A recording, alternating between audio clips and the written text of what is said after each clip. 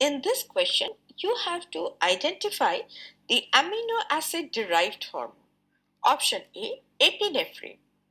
Now, epinephrine, also known as adrenaline, is an amino acid derived hormone and it is synthesized from the amino acid tyrosine and it belongs to the class of catecholamines and it plays a very important role in the fight or flight response. Hence, it is called emergency hormone. Thus, option A is correct. Option B, ecdysone. It is incorrect because ecdysone is a steroid hormone which is derived from cholesterol and not from any amino acid. And it is involved in the molting and metamorphosis of arthropods, especially insects. Option C, estriol. It is also incorrect because estriol, which is a type of estrogen, is a steroid hormone. That is, it is derived from cholesterol and not from amino acids. Option D, estradiol. It is also incorrect because estradiol is another form of estrogen and is also a steroid hormone which is derived from cholesterol. And like estriol, it is not derived from amino acid. In this question, you have to identify the hormones that play a significant role in osteoporosis. Option A, aldosterone and prolactin. Now, aldosterone regulates fluid balance and prolactin is primarily involved in milk production. And these hormones do not have significant effect on osteoporosis. Hence, it is incorrect. Option B, progesterone and aldosterone. Now, aldosterone, as mentioned earlier, regulates fluid balance, and progesterone affects the menstrual cycle and pregnancy, but they do not have a significant influence on osteoporosis. Option C, parathyroid hormone and prolactin.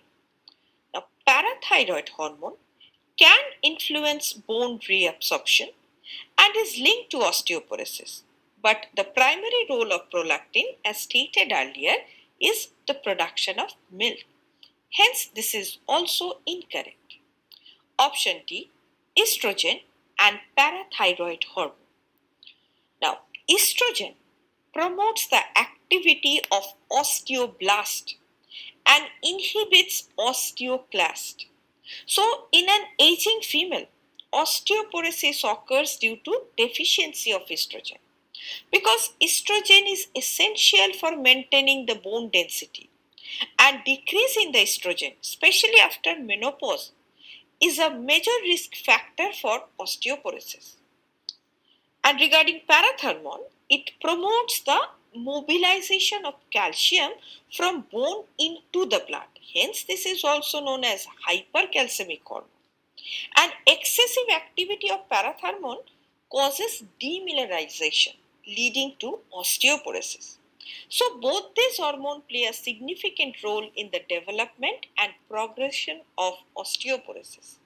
Hence, it is the correct option.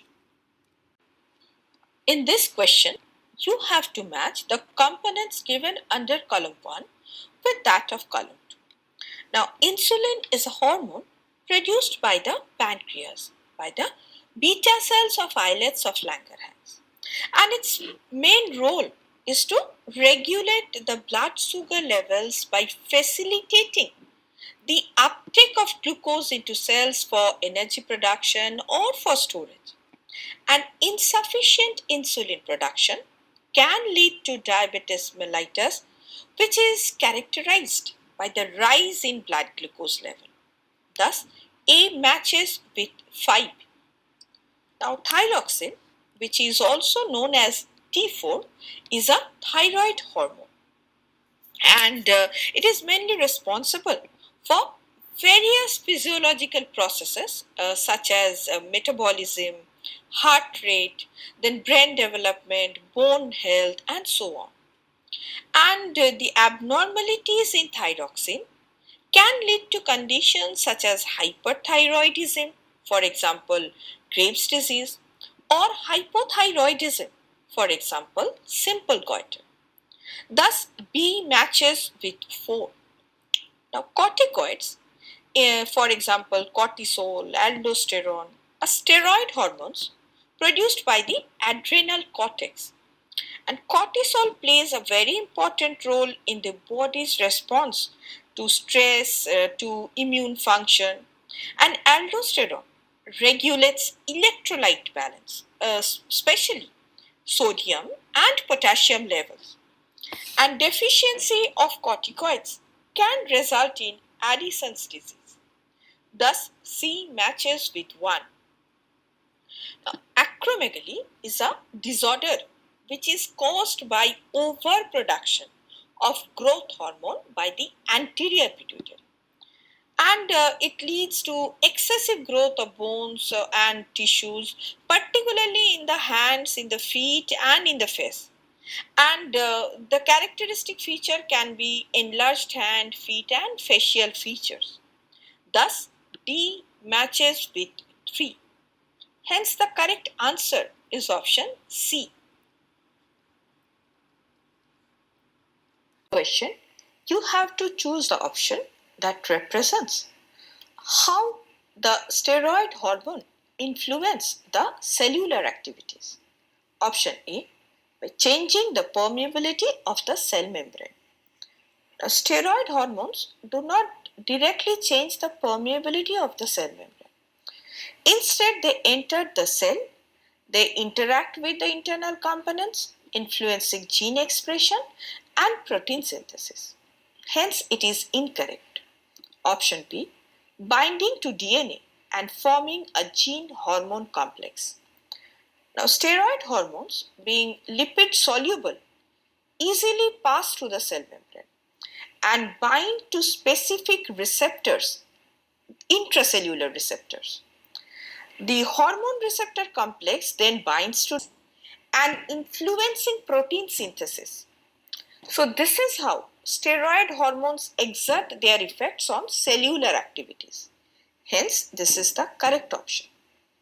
Option C, activating cyclic AMP located on the cell membrane. It is also incorrect. Activation of cyclic AMP as a second messenger is a mechanism that is used by peptide hormone and amino acid derivative hormones, but not steroid hormones. Option D, using aquaporin channels as second messenger.